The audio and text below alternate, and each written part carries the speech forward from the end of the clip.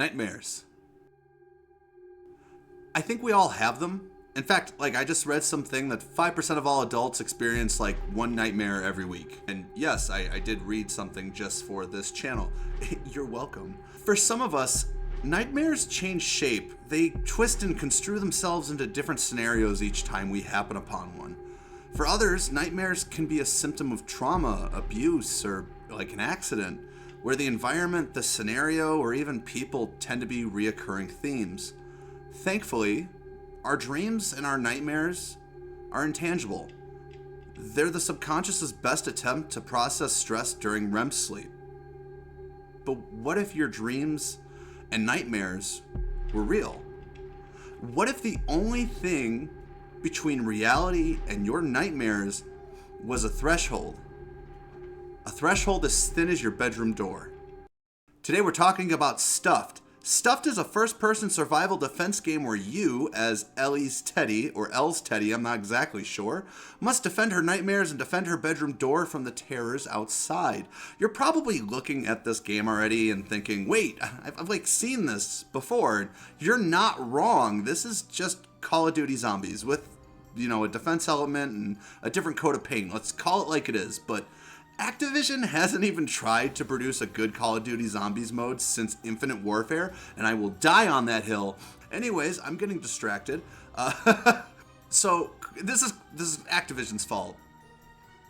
Stuffed has you facing off against less menacing creatures than zombies and Nazis, but not to say they're not mildly unsettling, and I'm looking at you specifically, lawn gnomes, but they're like the nightmares of a child. So they're rubber ducks and wind-up robots and lawn gnomes, and those are like the enemies you'll become most familiar with. It actually starts with the lawn gnomes, and then each subsequent level they tend to work in a new enemy or variant of that enemy. And while I understand the justification of it being a child's dream, what child has nightmares about these things? I feel like nightmarish creatures would have actually just worked better, or just a continuation on the shadow creatures, or better yet, what if those adorable creatures became more demonic or Lovecraftian with each spike in difficulty, eventually becoming these morphing, gross creatures? I don't know. Killing enemies and finishing rounds grants you experience that counts towards your current level. Each level up gives you a chance of 3 randomized upgrades at the level up bench. These can range from increased magazine capacity to max ammo, increased health, or even just increasing the overall health of Elle's. I'm going to go with Elle's door. You'll eventually find that the order in which you pick these can actually greatly influence your success in later rounds. Eventually, you'll come across new enemies that only spawn during certain rounds. Tall shadow men that give the toys direction and focus. When they're on the field, all the toys will actually just go straight for Elle's door, meaning you've got to eliminate the shadow person quickly or you'll find yourself at a game over really fast. And no, the starter pistol will not be useful in this scenario. These guys have health to spare, but other weapons like the snipers and the RPGs really melt this guy's health bar quick. I'm sure a lot of you are thinking, well, okay, it's Call of Duty Zombies, and that means there has to be something like the zombie dogs, right? But no. Oh, no, what they have is worse. Much, much worse than dogs. You have to defend Elle's door from sock puppets. These things that are literal nightmare fuel. Do you remember the Nuketown Easter egg where if you shot the head off all the mannequins, they would chase you like the Doctor Who weeping angels? They would only stop their assault once you have them in your vision. Yeah, that's these guys. They're actually a really fun challenge compared to everybody else, but god damn, they will keep you on your toes and pivoting in all directions. These enemies have also played a crucial role in understanding which house layouts are best. The worst enemy is the tiny shadow men. I hate these dudes. I can't stand these guys. I frankly can't make it past this encounter, to be honest, whenever it's shown up. The little guys run so damn fast and they have a split objective. They'll either go after you or they'll go after the door, depending on what's closer. No matter what I did, I focused on increasing my speed or increasing door health or damage. Nothing can spare me or Elle, the little girl that I'm supposed to be protecting, from these little shadow jerks. And I hate them. I hate them. I wish they could be gone. If you did survive, any of these rounds that I just mentioned, congratulations, and you've probably taken some door damage, and that's okay. You can buy repair kits that are scattered amongst the map or sometimes in a level up bench, and you can just repair the door. You can get it back to 100% health. The environment is actually procedurally generated each time you enter a game. After 10 or so successful rounds, the game will alert you to grab all the resources you can, as it'll be moving to a new layout. And this has to be my least favorite aspect of the game. While yes, it is absolutely awesome to have a new layout every game, it's incredibly frustrating to get a new one like mid-play session. Especially because the layout can greatly affect how protective you'll need to be of L's door. What do I mean by this? Well, in some layouts, L's door is at the end of like a long walkway with no other unlockable doors around. Fantastic layout. Meaning this door is easier to defend than a bedroom door in the middle of a hallway with 2 doors on each side or 2 spawns on each side. It's a small thing I'm hoping we can address later on in this review. Because I actually do enjoy the environment, I was able to make my own reasoning as to why the house even looks like this. Maybe I'm reading too far into it, you can let me know. But the house is riddled with moving boxes, right? Could Elle's nightmares be the result of moving into a newer and bigger home? Or like possibly even the fear of leaving her home? I don't know, who knows? I might be reading too far into it. Each session grants you money, or a currency-like thing. Money is spent on 2 things, and 2 things only. Don't think about spending it on anything else. Teddy cosmetics and weapon cosmetics.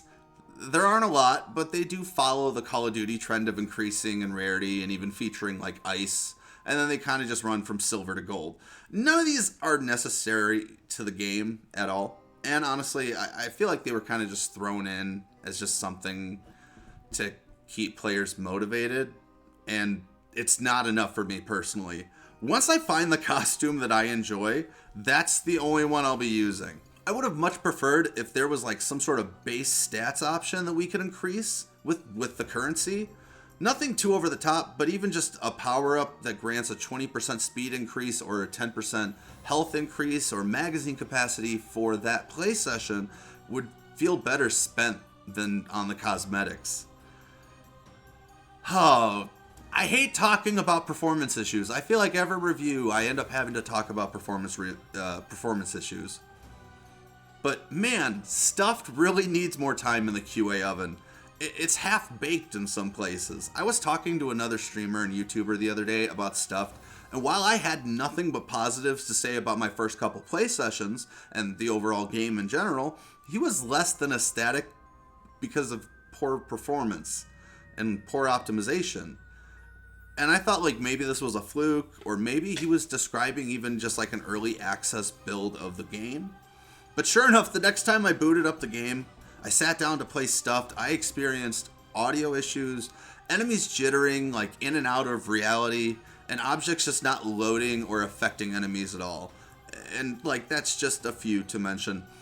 I'm hoping these are all things addressed in a patch later on, but it's still really depressing to see at launch nonetheless. So let's stop for just like a second and let's just discuss what's here. I think Stuffed is a fun game. That's really ultimately held back from not being playtested enough. There's some really good gameplay that is possibly like a blast with friends, if you happen to have those. Don't brag. I don't. But ultimately it's like hanging out with an old friend. How would I know about that? I just... dumb script? Who wrote this? Like the kind of friend that you just don't even have to talk to. The kind where you don't you just enjoy each other's company, Why did I write the script like this? Would I recommend Stuffed? Yes. On the hopes it improves and you're really dying to play a Call of Duty Zombies game, and possibly no, for the fact that it's really unoptimized upon a release. So where can stuff be improved upon beyond the optimization? I think I do have a few ideas. For one, play session modifiers would be excellent and provide quite a bit of diversity.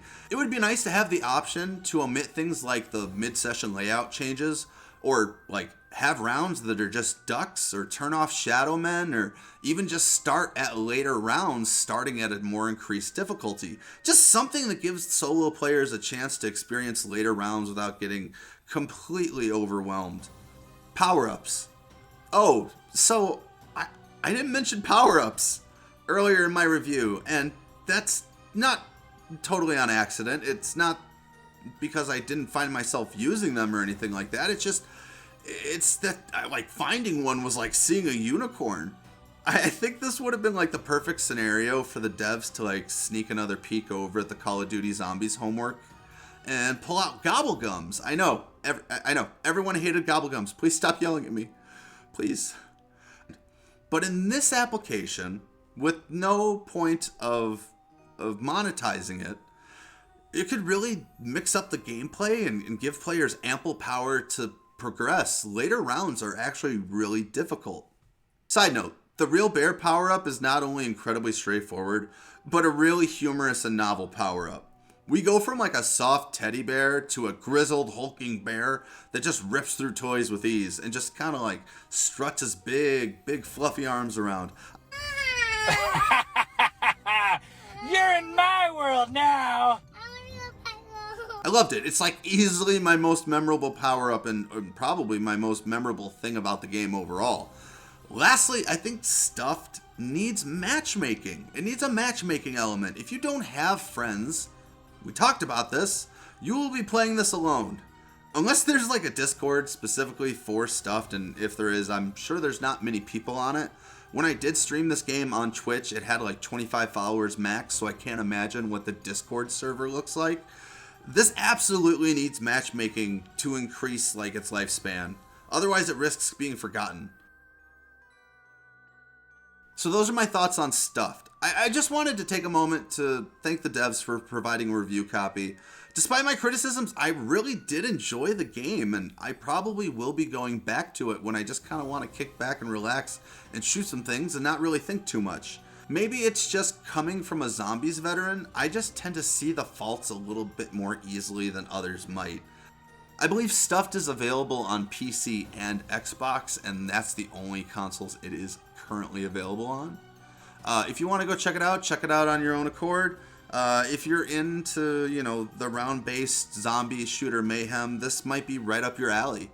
I just want to thank you guys so much for sticking around and watching this review. If you like this kind of review, feel free to let me know in the comments section.